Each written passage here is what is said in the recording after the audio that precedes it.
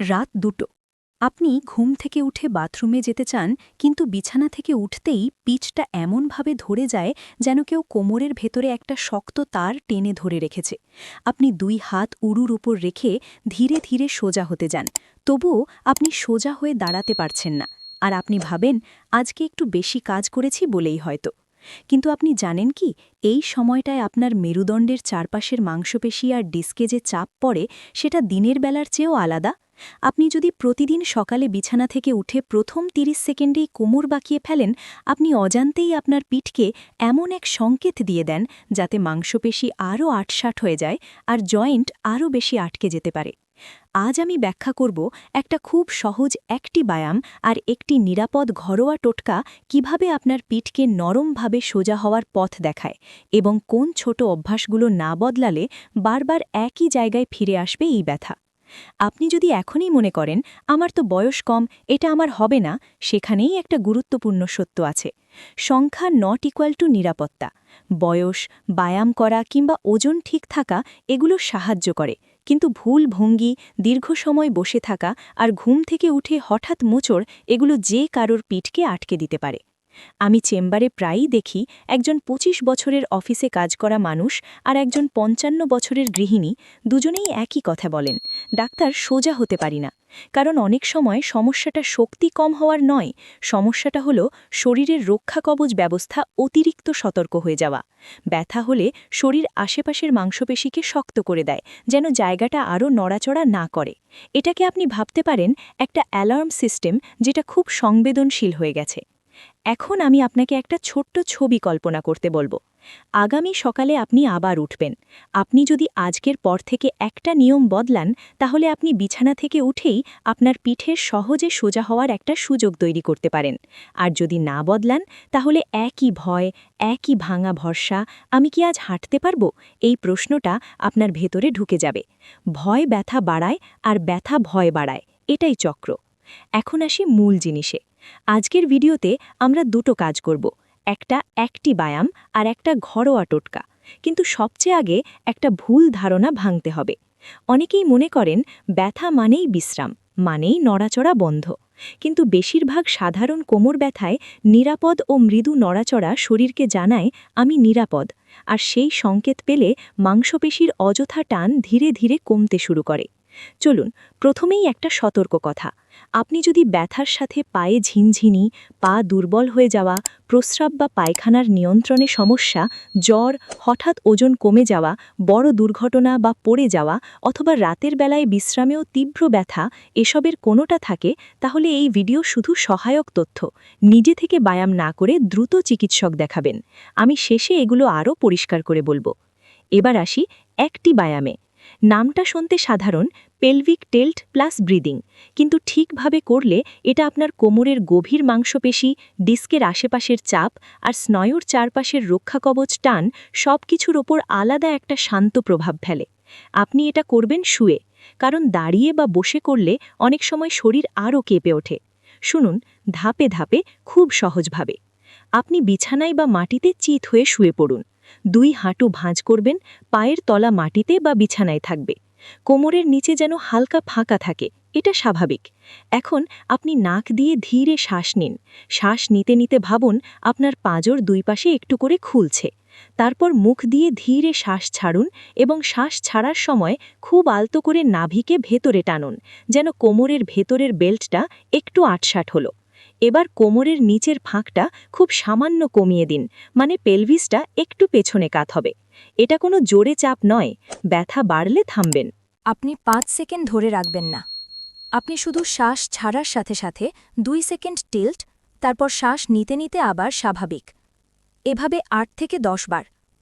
এখানে একটা গুরুত্বপূর্ণ ব্যাপার, আপনি ভাবতে পারেন এত ছোট নড়াচড়ায় কি হবে, কিন্তু এই ক্ষুদ্র নড়াচড়ায় মেরুদণ্ডের চারপাশের মাংসপেশিকে বলে ভয় নেই, এবং ভয় কমলে শরীরের অযথা টানও কমে। এখন আমি চেম্বারে প্রায়ই দেখি অনেকে এখানে ভুল করেন। তারা ব্যথা কমাতে গিয়ে পেট শক্ত করে চাপ দেন, কোমর চেপে ধরেন কিংবা শ্বাস আটকে ফেলেন। শ্বাস আটকে গেলে শরীরের ভেতরে চাপ বাড়ে, আর কোমরের টান আরও জমাট বাঁধতে পারে। আর এখানেই সবচেয়ে বড় ভুলটা হয়।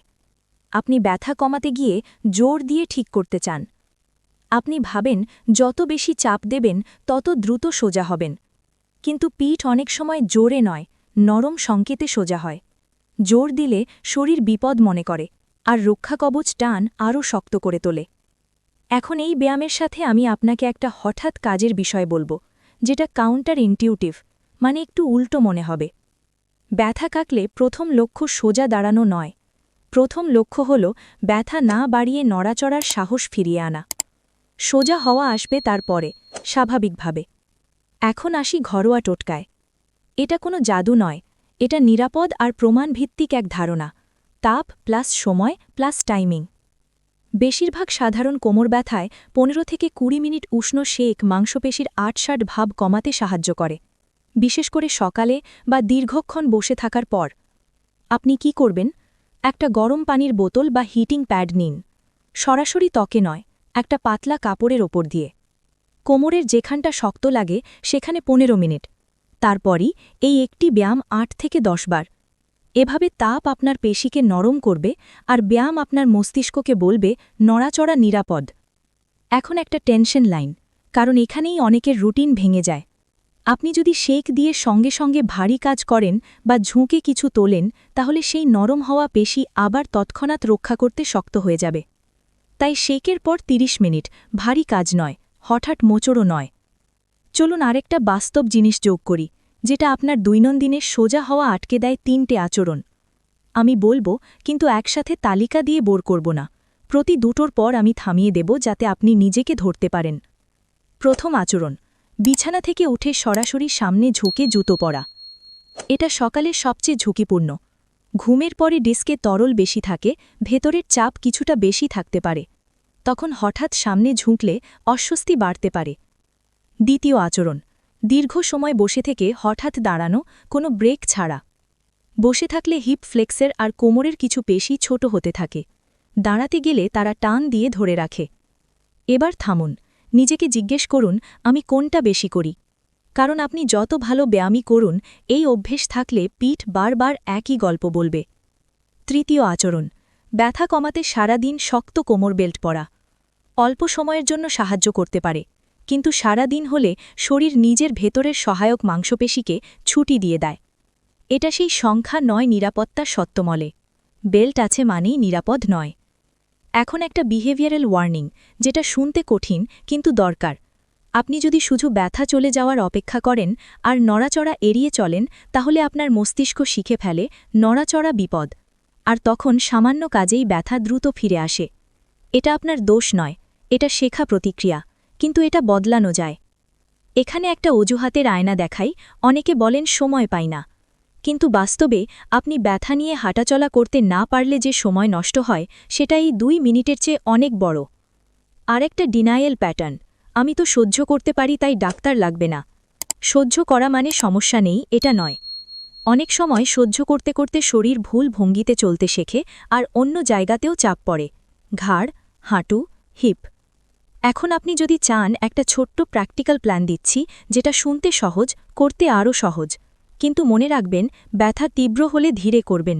আজ রাতের প্ল্যান: ঘুমাতে যাওয়ার আগে 15 মিনিট উষ্ণ শেক, তারপর শুয়ে 8 বার পেলভিক টিল্ট প্লাস ব্রিদিং, তারপর পাশ ফিরে শোবেন। হাঁটুর মাঝে ছোট বালিশ দিলে অনেকের আরাম হয়।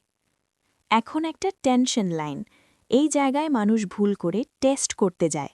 ব্যাখ্যা কম মনে হলেই আপনি যদি কোমর ঘুরিয়ে দেখেন সোজা হতে পারি কিনা, শরীর আবার অ্যালার্ম বাজাতে পারে। আপনি টেস্ট করবেন না, আপনি ট্রেন করবেন। সকালের নিয়ম, যেটা আপনার সোজা হওয়ার সবচেয়ে বড় বন্ধু হতে পারে। বিছানা থেকে ওঠার আগে আপনি প্রথমে পাশ ফিরুন, হাঁটু একটু ভাঁজ করে রাখুন, তারপর হাত দিয়ে ঠেলে সাইড থেকে বসুন।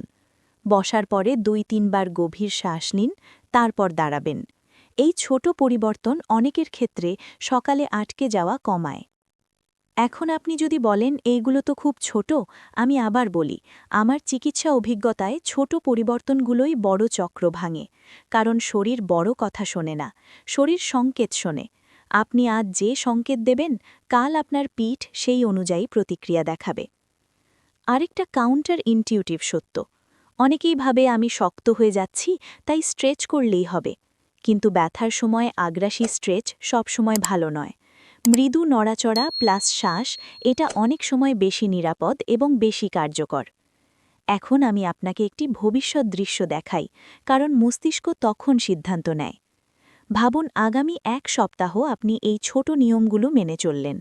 আপনি সকালে উঠলেন, সাইড থেকে বসলেন, শ্বাস নিলেন, ধীরে দাঁড়ালেন।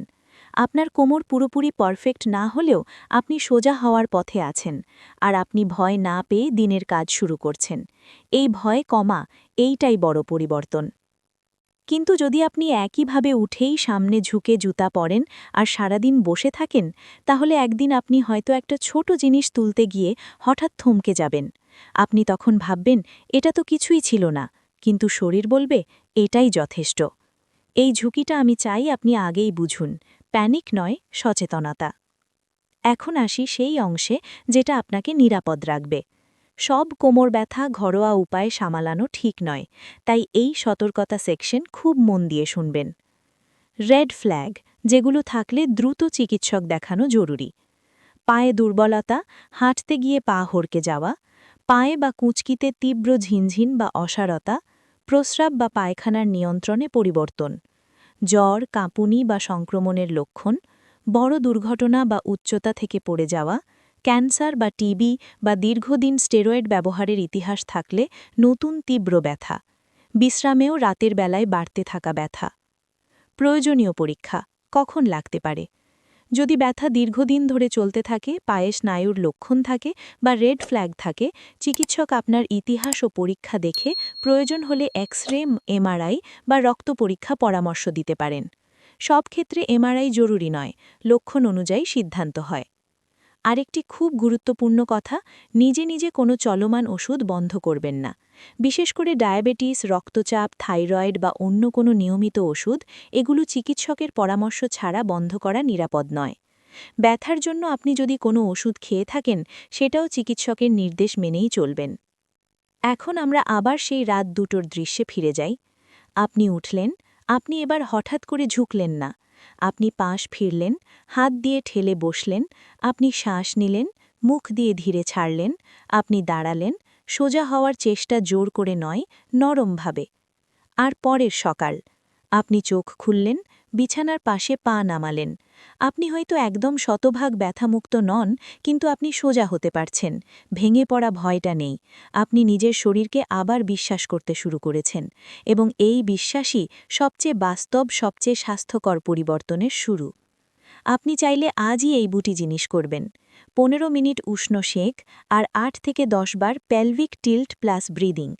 তারপর পরের সকালে বিছানা থেকে ওঠার নিয়মটা বদলাবেন। ছোট সংকেত, বড় ফল। আপনার পিঠকে জোর করে নয়, সঠিক পথে শান্তভাবে ফিরিয়ে আনুন।